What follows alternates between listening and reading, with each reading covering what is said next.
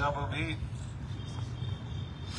भगवान के धाम आदि स्थान में जाते हैं तो हमें हमेशा भक्तों के साथ में जाना चाहिए।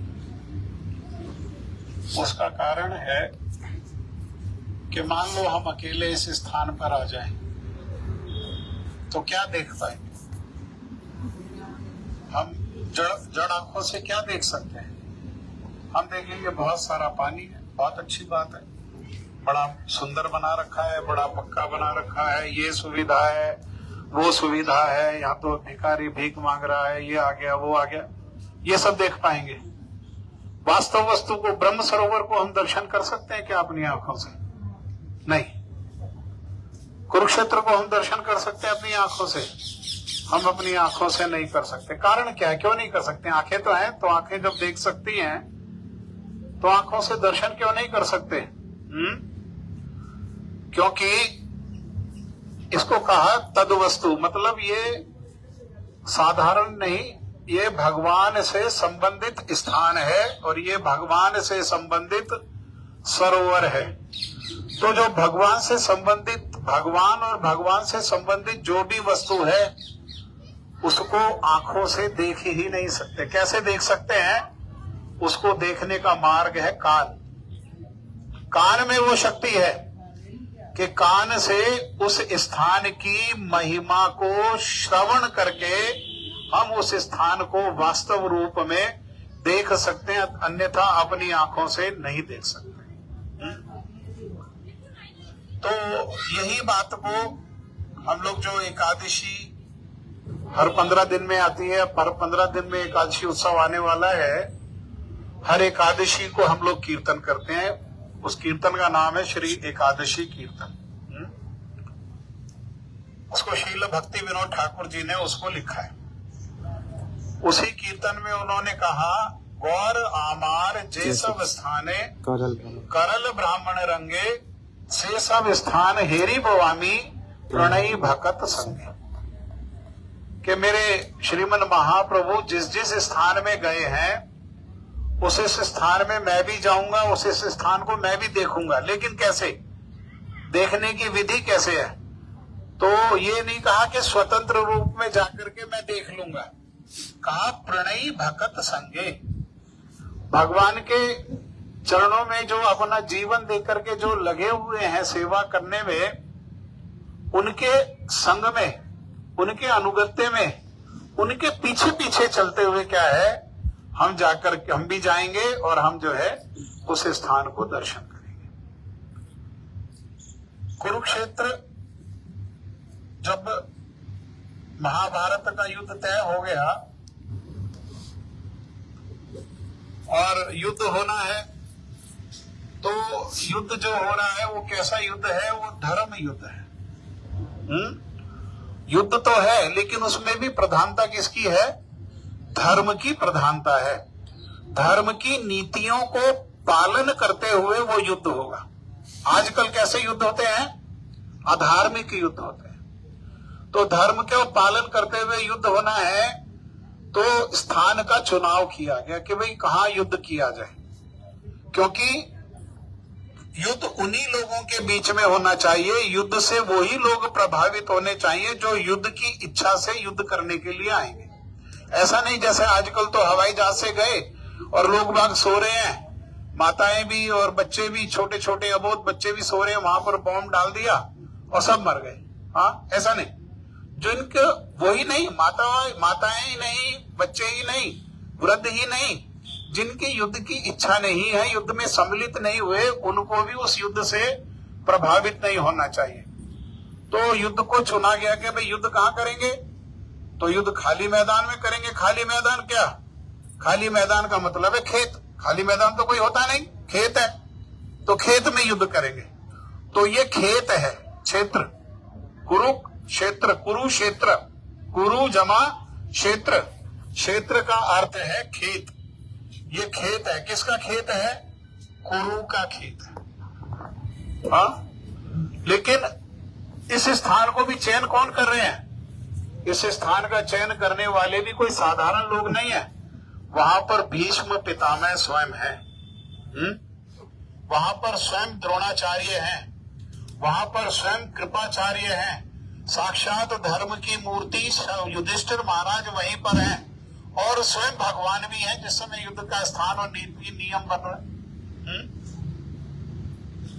तो खेत तो बहुत सारे हैं, इसी खेत को क्यों चयन किया गया? वो तो हस्तिनापुर कहाँ है? हस्तिनापुर में रट के आगे, हाँ, वहां से यहाँ आके चलने के आगे के क्या आवश्यकता थी? क्यों इस खेत को चुना गया? क्योंकि ये स्थान साधारण नहीं है। क्या कैसे साधारण नहीं है?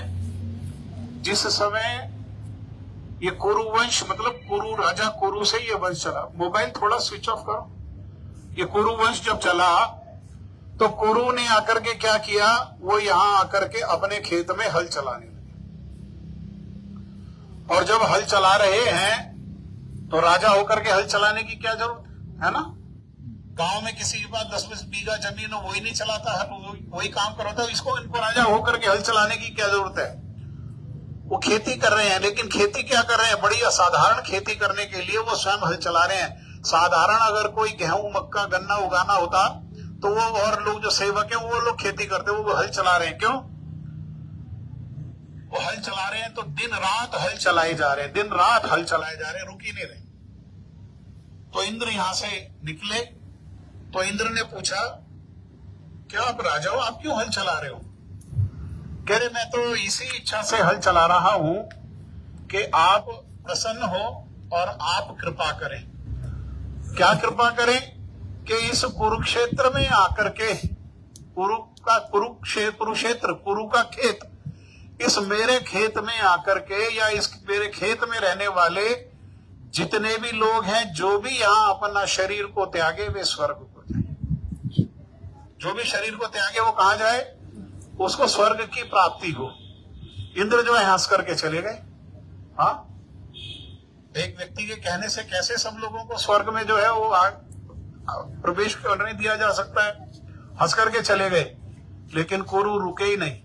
कुरु क्या है? लगातार इच्छा है। क्या इच्छा है? कि इस स्थान पर जो भी शरीर त्यागे वो कहां जाए? वो स्वर्ग में जाए। तो इसे इच्छा को लेकर के तपस्या कर रहे हैं। तपस्या स्वरूप उस हल को चला। कोई तपस्या करता है एक पैर पर खड़े होकर के, दोनों हाथों को ऊपर करके। हिरण्यकश्यप ने इसी प्रकार से तपस्या किया। कोई सर्दी में ठंडे पानी में प्रवेश करके तपस्या करता है। कोई गर्मी में चारों तरफ आग लगा करके उसके बीच में बैठ करके तपस्या करता है। तपस्या करने का अर्थ है कि स्वयं को उस प्रकार से कष्ट देना जिससे भगवान द्रवित हो जाए, पिघल जाए, और द्रवित होकर के भगवान आए और जो हमारी इच्छा है उसको पूरा करें। भगवान को विवश करना कि आओ और हमारी इच्छा को पूरा करो। जैसे बच्चा कोई चीज को चाहता है माता पिता से, माता पिता उसको मना कर देते हैं, तो माता पिता, बच्चा भी क्या करता है? वो भी खाना छोड़ देता है, वो भी है ना, वो जिससे क्या है?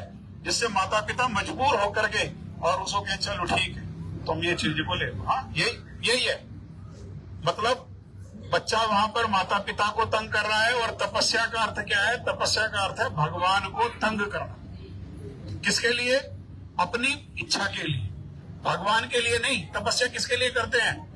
अपनी इच्छा के लिए। अपनी इच्छा, वो बच्चा किसके लिए काम कर रहा है? माता पिता की भलाई नहीं उसमें, है ना। बच्चा जानता ही नहीं कि उसकी भी भलाई है या नहीं है, लेकिन उसके मन में आ गया कि ये प्राप्त करके मेरे को खुशी मिलेगी, सुखी हो जाऊंगा, इसलिए वो तपस्या कर रहे हैं। तो ऐसे ही उन्होंने जो है तपस्या स्वरूप फिर हल चलाना शुरू किया, और हल चलाते रहे। तो अंततः इंद्र ने आकर के यही बात को उनको वचन दिया कि जो भी यहाँ इस क्षेत्र में आकर के अपने शरीर को त्यागेगा, कुरुक्षेत्र में जो भी आकर के अपने शरीर को त्यागेगा, उसको क्या होगा? उसको स्वर्ग की प्राप्ति होगी।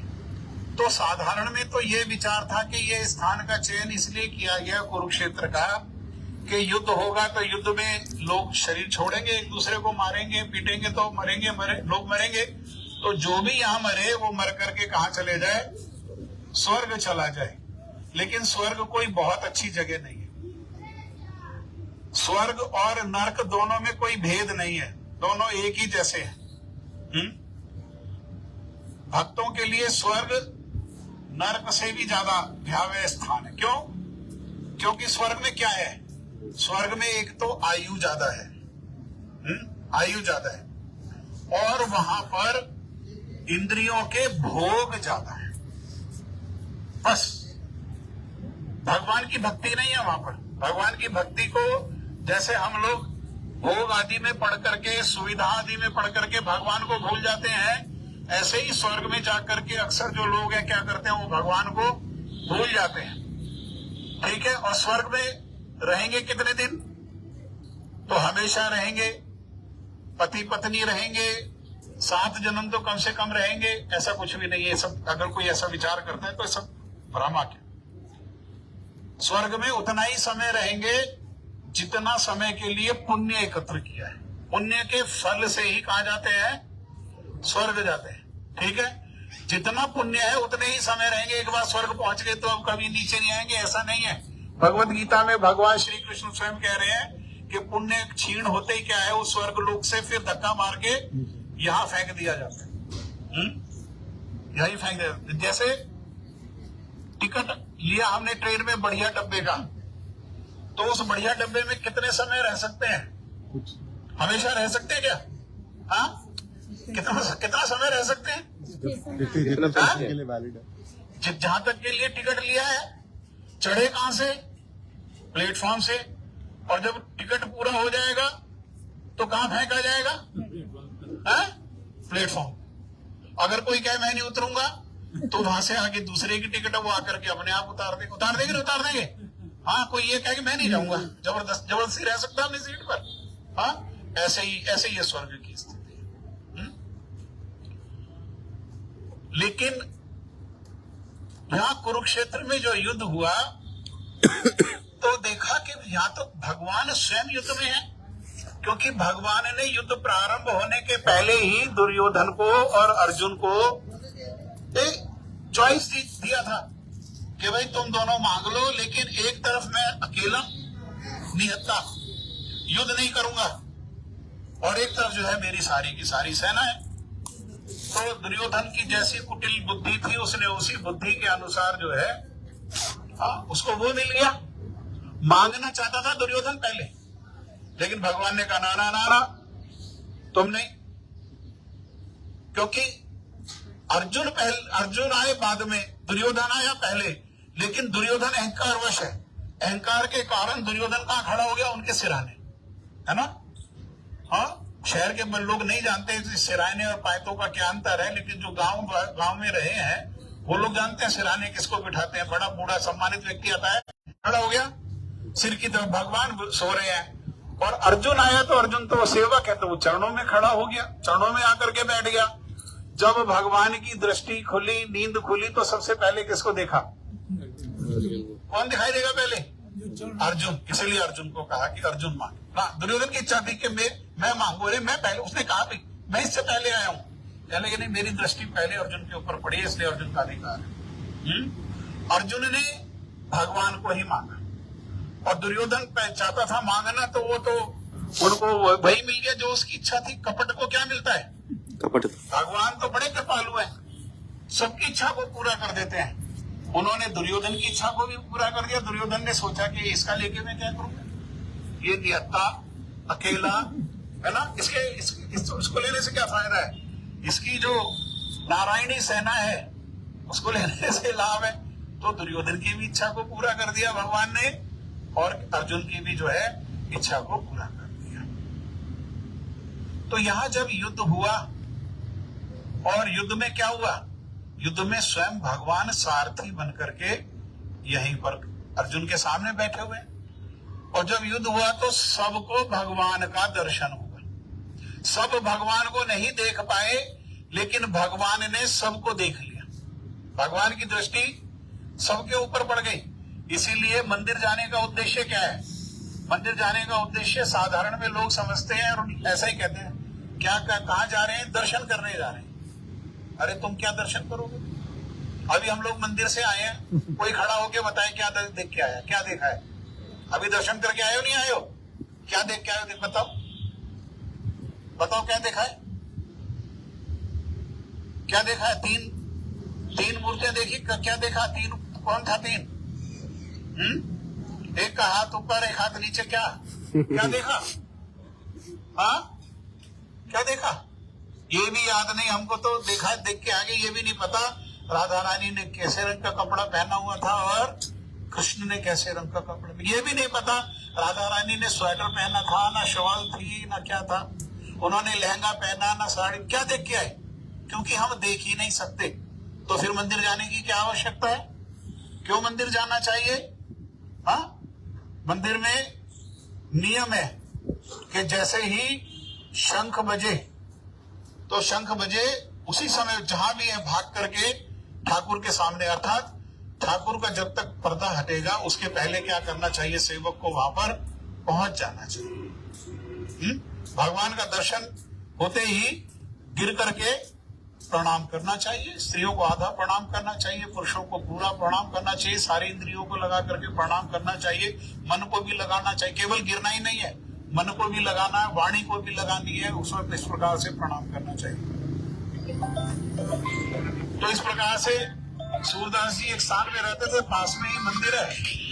तो जब भी वहां पर शंख बजता और सूरदास जी उस नियम को पालन करते हुए जाकर के सबसे पहले भाग करके सबसे आगे खड़े हो जाते। अब लोग सोचते हैं क्या करने आता है मंदिर? अगर कोई अंधा व्यक्ति मंदिर में आ जाए और दर्शन के लिए बड़ा लालायित और आगे जाकर के खड़ा हो जाए तो हमारे मन में क्या विचार आएगा? है क्या देखेगा? ऐसा ही उनसे किसी ने पूछ लिया कि अरे बाबा, तुम बड़े भागते दौड़ते हांफते गिरते पड़ते पहुंच जाते हो और तुम्हें दिखाई तो देता नहीं है, तो क्या देखते हो? हाँ, तो उन्होंने कहा कि मुझे ही तो नहीं दिखाई देता, उसे तो दिखाई देता है, मैं ही तो नहीं देख सकता, वो तो देख सकता है। अरे मैं अपने स्वयं को दिखाने के लिए, देखने के लिए नहीं, भगवान को देखने के लिए नहीं, मैं क्या करता हूँ? मैं उन भगवान को स्वयं को दिखाने के लिए आता हूँ। प्रभु मैं भी आपके दरबार में आया, प्रभु मैं भी आपके चरणों में आया हूँ, प्रभु भूल नहीं जाना, प्रभु मैं भी आया हूँ, है ना? जैसे क्लास में अटेंडेंस होती है ना, तो खड़े होकर के बारी बारी अपना चेहरा दिखाते हैं, yes madam, yes sir, yes madam, yes sir. क्या मतलब है? हाँ हाँ हम आए, हम आए, हम आए, हम आए। हाँ, इसी प्रकार से मंदिर में भावना क्या होनी चाहिए? मंदिर में भावना ये होनी चाहिए कि उन प्रभु को वास्तव रूप में तो मैं दर्शन नहीं कर पा रहा, लेकिन उन प्रभु अगर कृपा दृष्टि डाल दे मेरे ऊपर तो मेरे हृदय में स्वयं को प्रकाशित कर सकते हैं। जब तक भगवान अपने आप को प्रकाशित नहीं करेंगे तब तक किसी में कोई बल नहीं कि वो अपनी आंख होते हुए भी वो भगवान को देख सके। जैसे सूरज है, सूरज को कोई अपनी आंख से देख सकता है क्या? हाँ, अरे रात को 7 बजे सूरज देखेगा कोई देख सकता है रात को 7 बजे? सूरज को कब देख सकते हैं? सूरज को सूरज की कृपा से ही देख सकते हैं। जब सूरज अपना प्रकाश चारों तरफ फैला देंगे तब उसी प्रकाश की सहायता से क्या करेंगे? ये सूरज को देखा जा सकता है। सूरज की कृपा क्या है? प्रकाश। उस प्रकाश में सूरज को देख सकते हैं। ऐसे ही भगवान को कैसे देख सकते हैं? भगवान की कृपा में, भगवान के प्रकाश में। वो भगवान का प्रकाश कौन है? वो भगवान का प्रकाश है भगवान के भक्त, अर्थात भगवान को भगवान के भक्त अपनी कथा के माध्यम से दिखा सकते हैं। अन्यथा हमारी आंखों में कोई बल नहीं है। जैसे हम सूरज को नहीं देख सकते ऐसे ही हम भगवान को नहीं देख सकते। तो भगवान ने, लेकिन भगवान तो सबको देख सकते हैं ना। 11 अक्षौणी सेना सामने खड़ी हुई है, हम तो कैसे देख सकते हैं? सामने देख सकते तो जो सामने वही सामने वाले देख सकते हैं, लेकिन 7 अक्षौणी तो भगवान के पीछे खड़ी हुई है। हाँ, उनका रथ का है, बीचों बीच है, दोनों सेनाओं के मध्य में है। 11 अक्षौणी सेना सामने है, हाँ 18 अक्षौणी सेना है तो कुल, तो 7 अक्षौणी सेना कहाँ है? वो तो कवर के पीछे है। सामने की भी आधी अक्षौणी भी नहीं दिखेगी। कैसे देखेगा कोई व्यक्ति? कैसे देख सकता है? भगवान ऐसे थोड़ी पूरा घूम घूम के सबको दिखाएंगे, हाँ तूने देख लिया। हाँ, वो कौन देख सकता है? लेकिन भगवान आगे भी देख सकते हैं, भगवान पीछे भी देख सकते हैं, भगवान बाएं भी देख सकते हैं और भगवान दाएं भी देख सकते हैं। क्योंकि ब्रह्मा जी ने स्वयं कहा है कि भगवान कैसे हैं? पूर्ण है।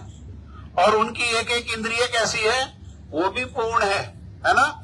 इसीलिए पूर्ण इंद्रिय से, एक इंद्रिय से वो दूसरी इंद्रिय का काम भी कर सकते हैं। जब हम भोग लगाते हैं तो भगवान खाते हैं नहीं खाते हैं, लेकिन हमारी पूरी सब्जी तो सारी वैसी आ जाती है। तो कैसे खाते हैं? आंखों से खाते हैं। अंगानी सकलेन्द्रिय वृत्तिमांति पश्यांति पांति कलयंति चिरम जगंती आनंद चिन्मय सदुज्वल विग्रह से गोविंदमादि पुरुषम तमाहम भजामी। ब्रह्मा जी कह रहे हैं आपकी अंगानी कैसी है? एक अंग सारी इंद्रियों का कार्य कर सकता है। ऐसे भगवान ने सबको देख लिया, और जब सबको देख लिया तो जितने भी युद्ध में मारे गए, जितने भी युद्ध करने आए, उनमें सभी लोग मारे गए, कुछ ही लोग बचे। जितने भी युद्ध में मारे गए वो सब क्या हुआ? उन सबको मुक्ति प्राप्त हुई। लेकिन सब मुक्ति एक प्रकार की नहीं है। देखो ध्यान, कुछ चीजों को समझो। एक तो अपने माता पिता के नाम के पहले स्वर्गीय लगाना हटाओ। स्वर्गीय लगाने का मतलब है कि अपने पिता के नाम के आगे पहले स्वर्गीय लगाने का मतलब है स्वर्गीय फला फला, मतलब उसके मतलब है भोगी फला फला। कौन अपने पिता को भोगी? स्वर्ग किस लिए जाएगा? किस जाएगा स्वर्ग? हाँ, स्वर्ग किस लिए जाएगा? हाँ? भोगने के लिए क्या ना, उसकी हृदय में इच्छा है। जैसे वो हम उनके लिए कहते हैं कि इतनी हूर है, ऐसा है वैसा है, तो स्वर्ग की भी तो यही कहानी है, अप्सरा ही तो है। वो हूर कहते हैं या अप्सरा कहते हैं, वो एक ही तो बात है, कोई भेद थोड़ी है। भोगी तो है, और वहां जाएगा कौन? वो जाएगा भोगी। हाँ तो सबको मुक्ति हुई। स्वर्ग, ये तो स्वर्ग की भ्रांति हटा दो कि स्वर्ग मिलेगा, स्वर्ग मिलेगा। स्वर्ग के चक्कर में फंस जाओगे। क्यों फंस जाएंगे? स्वर्ग के चक्कर में पाप और पुण्य में फंस जाएंगे। ना पाप अच्छा है ना पुण्य अच्छा है। पुण्य को भोगने के लिए भी जन्म लेना पड़ता है, पाप को भोगने के लिए भी जन्म लेना पड़ता है। जिसका जन्म हुआ उसकी मृत्यु निश्चित है। भगवत गीता में कहा जातस्य ही ध्रुवम ध्रुवम चमते। जन्म ध्रुव है, और जिसने जन्म लिया उसकी मृत्यु भी कैसी है? वो भी ध्रुव है। और जन्म और मृत्यु के बीच में दो और चीजें हैं, बुढ़ापा जरूर मिलेगा और रोग जरूर मिलेगा। कुछ भी करो, राजा बनने के लिए आया कोई, पुण्य को भोगने के लिए राजा बनने के लिए आया, प्रधानमंत्री बनेगा देश का। प्रधानमंत्री बनेगा तो बुढ़ा होगा नहीं होगा? हैं? अटल बिहारी बुढ़े हुए नहीं हुए? रोग हुआ नहीं हुआ उनको? घुटने बदलने पड़े, घुटने से फिर चलना ही बंद हो गया, ऐसा ऑपरेशन हुआ। और मरे नहीं मरे। हाँ, इसीलिए दोनों के चक्कर में नहीं फंसना चाहिए। तो फिर मुक्ति को भी हमें समझना चाहिए।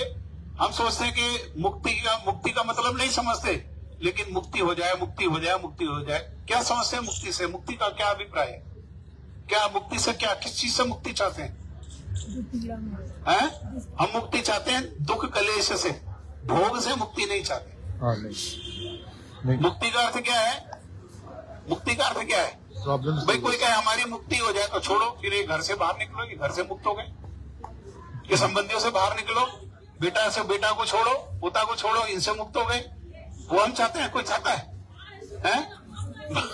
तो मुक्ति जो है वैसे 5 प्रकार की है। एक है सायुज्य, एक है सारूप्य, सालोक्य, सामीप्य, सारिष्ट्य। ठीक है? तो जो जितने ज्यादा अधिकतर लोग थे उनको मुक्ति मिली, मतलब एक हो जाना, उनके आत्मा निकल करके भगवान के चरणों में वो, ठीक है। लेकिन यह मुक्ति में अच्छी नहीं है। मुक्ति, वास्तव मुक्ति क्या है? वास्तव मुक्ति है कि हमारा अपना स्वरूप है। क्या स्वरूप है? हम कौन है? कोई अपना परिचय दे सकता है यहाँ पे? हम कौन है? हम कौन है? हम कौन है? महाप्रभु ने हमारा परिचय बताया, गोपीर भरतु पद कमलयो दासेर दास अनुदास। ये हमारा जो है ये परिचय है। हम कौन है? हम भगवान के नित्य सनातन नौकर हैं, हमेशा, ईश्वर, है ना। हम जो है उस स्थिति में अभी भटक गए, उस स्थिति में स्थापित हो जाना ही हमारे लिए मुक्ति है। फिर भगवान की इच्छा है वो यहाँ रखें, हमें नरक में रखें, स्वर्ग में रखें, अपने घर को ले जाएं, जहां ले जाएं वहां ले जाएं, लेकिन जहां भी जाएं, किसी भी परिस्थिति में रहें, भगवान का हमको स्मरण ना हो, ये वास्तविक समझे। किसी परिस्थिति में भी। हाँ, हमारे शील भक्ति विनोद ठाकुर ने यही बात को कहा, घरे ठाको वने ठाको सदा हरि बोले डाको, सुखे दुखे भूले नाको वदने हरि नाम करो। हाँ, कि भाई विचलित नहीं हो, जीवन में कभी सुख आएगा कभी दुख आएगा। हाँ, ये सुख दुख यहीं की कहानी नहीं है, ये वहां स्वर्ग की, जहां स्वर्ग चले गए ना, वो स्वर्ग के राजा की भी कहानी है यही। उसको भी पीट देते हैं लोग जाके उसके घर में, उसको पीट के वहां से भगा भी देते हैं, उसका राज्य भी छीन लेते हैं। वो जाकर के गुफाओं में छिप जाते हैं वो स्वर्ग के राजा। हाँ, वो स्वर्ग के राजा कहाँ छिप जाते हैं? सुना आपने? कभी नहीं सुना? हाँ, ये बात को सुना नहीं सुना कि किसी ने उनके घर में, वो स्वर्ग का जो राजा है, स्वर्ग हमारी जाने की इच्छा है, स्वर्ग का राजा अपने घर में पिट रहा है, वहीं पीट दिया जाकर के। किसने पीटा? बलि महाराज जी ने जाके पीट दिया वहीं जाकर। वहां से भाग गए, स्वर्ग छोड़ करके भाग गए। इसीलिए कहां स्थापित होना हमको? भगवान के सेवक के रूप में। भगवान का स्मरण हो, मेरे हैं, इष्ट हैं, प्रिय हैं, स्वामी हैं, इस रूप में हमारे को भगवान का हमेशा स्मरण रहे। जो भी ये स्मरण पूर्ण 24 घंटे में से 24 घंटे वो आता ना, आजकल एक टर्म आती है 24/7, है ना, उस तरीके से स्मरण हो तो हमारा क्या हो गया उसमें? वो हमारी मुक्ति। तो ये हुआ। और फिर ये ब्रह्म सरोवर, ये ब्रह्म सरोवर क्या है? भगवान ने ब्रह्मा जी को आदेश दिया, आदेश दिया कि सृष्टि करो। ब्रह्मा जी की उत्पत्ति किस लिए हुई है? रजोगुण को लेकर के उत्पत्ति हुई है। ब्रह्मा जी का कार्य क्या है? ये सृष्टि को करना है ना, कि सृष्टि करो। तो वो भगवान का तपस्या यज्ञ करने में लग गए। कहाँ यज्ञ किया?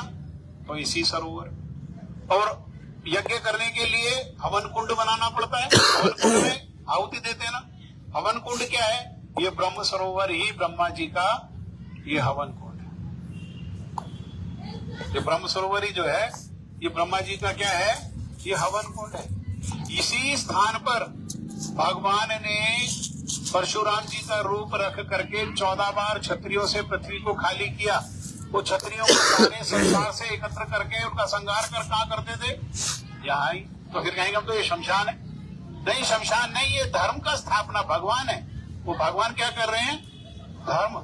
परित्राणाय साधु नाम विनाशाय च। परित्राणाय साधु नाम भी क्या है? वो भी धर्म है। और विनाशाय च दुष्कृताम क्या है? वो भी धर्म है। हाँ, धर्म है। और सबसे महत्वपूर्ण बात, जैसा बताया कि जब ग्रहण हुआ तो द्वारका से आए भगवान। हाँ, और जब आए तो सारे परिवार को लेकर आए, बहन को भी लेकर के आए, सुभद्रा को जो अर्जुन की पत्नी है, बलराम जी को भैया को भी लेकर के आए, वसुदेव जी को भी, देवकी को भी लेकर के, सब लोगों को लेकर के यहाँ पर आए।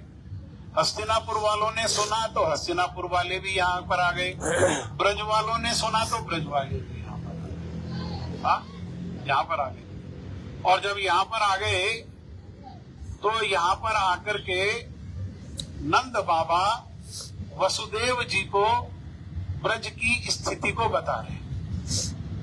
और ये तीनों के तीनों भाई बहन क्या है? रथ में बैठे हुए। कौन रथ में बैठे? बीच में सुभद्रा, सुभद्रा के बाएं कृष्ण और सुभद्रा के दाएं बलराम जी। और जब बैठे हैं तो जब उसकी वहां के ब्रजवासियों की करुण अवस्था को सुना कि कैसा तो गायों की स्थिति है, गाय जब से गए कृष्ण, गायों ने वन में जाना ही छोड़ दिया। हाँ, बछड़ों की कैसी स्थिति है? बछड़ों ने उस दिन से दूध पीना ही छोड़ दिया। हाँ, और ब्रजवासियों की कैसी स्थिति है? उस दिन से चूल्हा जलना ही बंद हो गया, चूल्हे में जाले लग गए। और गोपियां जो है वो सारी की सारी रथ के पीछे पीछे अक्रूर जी लेने आए, अक्रूर जी के रथ के पीछे पीछे उद्धव क्यारी तक आई, और उद्धव क्यारी से ना घर वापस गई और उद्धव क्यारी से ना मथुरा गई, उद्धव क्यारी में ही रह गई। गया कोई उद्धव क्यारी? वृंदावन तो गए आप लोग, गए नहीं गए वृंदावन? तो उद्धव क्यारी क्यों नहीं गए? आप लेके नहीं गए? हाँ, क्योंकि भक्तों के साथ नहीं गए, स्वतंत्र रूप में जाते हैं और बिहारी जी की टिक्की खा करके और वहां से तिलक लगा के और वहां से आ जाते हैं, पेड़ लेकर के। कहा वो क्या करके आए? वृंदावन दर्शन करके आए। और ये पता नहीं उद्धव क्यारी क्या है, भी कोई वस्तु है, कहाँ है, कैसे? इसलिए भक्तों के साथ में, जो भक्ति विनोद ठाकुर जी की बात है, भक्तों के साथ में जाना चाहिए। तो जब इतनी ऐसी स्थिति को सुना, है ना, जब सुना उन्होंने कि मैया की क्या स्थिति है, मैया सर पर पोटला रख करके सुबह सुबह यशोदा मैया घर के बाहर खड़ी हुई और जैसे जैसे सूर्य का ताप बढ़ा, सूर्य की गर्मी में मूर्छित होकर के गिर गई। मूर्छित होकर के गिर गई तो आसपास जो और उनके आयु की गोपियां, उन्होंने जल करके उनको उठाया और पूछा, अरे ये पोटला बांध करके सुबह सुबह कहाँ जा रही है? तो कहने लगे मथुरा जा रही। तो कह रहे मथुरा क्या करने जाएगी? कह रहे मथुरा जाकर के देवकी के घर में झाड़ू पोछे की सेवा करो। क्यों? अरे तुम तो महारानी हो, तुम तो ब्रजरानी हो, ब्रजराजा है नंद बाबा, तुम ब्रजरानी हो, तुम तो झाड़ू पोछा करोगी।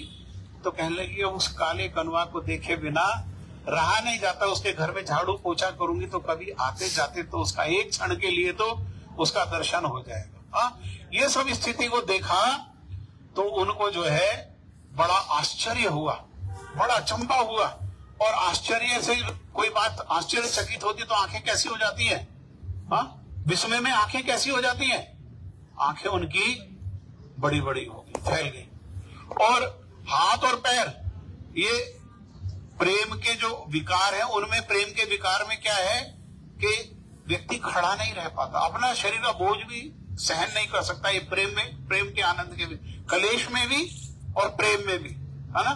कलेश में भी आदमी जो है वो खड़ा नहीं रह पाता है। जैसे बहुत गुस्सा करो किसी, बहुत गुस्सा करके देखो, गिर जाओगे पलंग पर, सुख है ना। तमोगुण में ले जाएगा।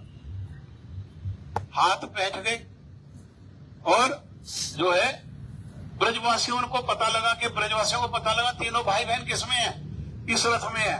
तो वो ब्रजवासी उस रथ को ले चलो, कृष्ण वैसे नहीं आने वाले, कृष्ण को क्या करो, अपने वृंदावन में ले चलो। क्योंकि विचार सुना ना, है ना, अनेर मन में मोर मन श्री वृंदावन। तो ये सब विचार है, ये सब गंभीर विचार है, इसको किसी और समय सुनेंगे। वो रथ को लेकर के भाग लिए। कहाँ रथ को लेकर के भागे? कुरुक्षेत्र से वृंदावन, है ना। इसी को क्या कहते, इसी से क्या प्रारंभ हुआ? इसी से प्रारंभ हुआ रथ यात्रा, है ना। रथ यात्रा इसी से प्रारंभ हुआ। कोई कहेगा रे स्कंद पुराण में तो करोड़ों वर्ष पहले का चर्चा है, रथ यात्रा कब से हो रही है? सतयुग से रथ यात्रा हो रही है, और ये तो अभी 5000 वर्ष 5500 वर्ष पहले ये सब लीला हुआ। नहीं, ये लीला कैसा है? भगवान नित्य है, ये लीला नित्य है। हर कल्प में, हर मनवंतर में ये क्या है? ये इस प्रकार से लीला होता है। उसी को क्या कहते हैं? उसी को कहते हैं रथ यात्रा। तो कुरुक्षेत्र कहाँ है? कुरुक्षेत्र कहाँ है? जहां हमने अभी भगवान को देखा, वो क्या है? वो कुरुक्षेत्र है। और वृंदावन कहाँ है? हमारा हृदय ही ये वृंदावन है। भगवान को खींच करके अपने हृदय में सदा के लिए स्थापित कर देना, इसी को कहते हैं रथ यात्रा। जैसे ब्रजवासी क्या करें, हम भी तो ब्रजवासी है ना। हम ब्रजवासियों के अनुगत्य में, हम जो साधन कर रहे हैं वो किसके अनुगत्य में? ब्रजवासियों में भी, गोपियों में भी श्रीमती राधा रानी के। उन्होंने क्या किया? जैसे ही उनको पता लगा, वो रथ को लेकर के भाग लिए। इसीलिए इस्कॉन में हम लोग थे जिस समय, हम तो उस समय रथ यात्रा करते थे यहाँ से कुरुक्षेत्र से। विशेषकर 96 में जब प्रभुपाद जी का सेंटेनियल हुआ तो 100 रथ यात्राओं का आयोजन किया गया। तो 100 रथ यात्राओं में कुरुक्षेत्र से वृंदावन की भी वही मूल रथ, जो मूल रथ यात्रा है। तो लेकिन उसका भावना क्या है? एक तो केवल रस्सी खींचना है, रथ चलाना है, बैठे हुए हैं भगवान, बैठे हैं भैया, बैठे हैं बहन बैठी हुई है, उसको देखना है, उसको प्रणाम करना है, वो एक अलग, वो एक बात है। लेकिन मूल भाव है क्या? कि क्या कह रही है श्रीमती राधा रानी? मेरा मन क्या है? वो वृंदावन है। हम उनके अनुगत्य में भजन करने वाले हैं। तो हमारा हृदय क्या है वास्तव में? वृंदावन। कृष्ण को कहाँ ले जाना है? वृंदावन। कुरुक्षेत्र से अर्थात भगवान है, भगवान होते हुए भगवान को अपने हृदय में ला करके विराजमान करने की यात्रा क्या है? इसी को कहा गया ये रथ यात्रा। ऐसे अनेकों अनेक यहाँ स्थान की महिमा है। शाम को फिर समय मिलेगा, फिर कुछ आपको और सुनाएंगे। तो अभी तो है ना, क्या क्या कहते हैं वो? भूखे पेट, भूखे भजन ना होए ना, भूखे पेट ना होए, भूखे भजन ना होए गोपाला, भूखे भजन ना होए गोपाल, ये ले अपनी कंठीमाला। तो इससे पहले कि आप हमारी कंठीमाला वापिस करो, इससे पहले क्या करो? भोजन करेंगे, प्रसाद लेंगे, और फिर हमारे अश्वनी त्यागी जी भी सुनाएंगे। ये अभी भीष्म कुंड होकर के आए हैं, तो वहाँ भीष्म कुंड में कथा सुन करके आए हैं कि उस स्थान की क्या महिमा है। प्रभु जी, ये कथा नहीं हुई थी वहाँ पर? वो तो सबको पता है, जितनी उन्होंने कथा बताई थी। आप ही सुनाओगे वहाँ कथा? ठीक है। तो अभी पहले यहाँ पे आप लंच प्रसाद ले लो, फिर जो रुकने का स्थान है वहां पर चलेंगे, और वहां पर चल करके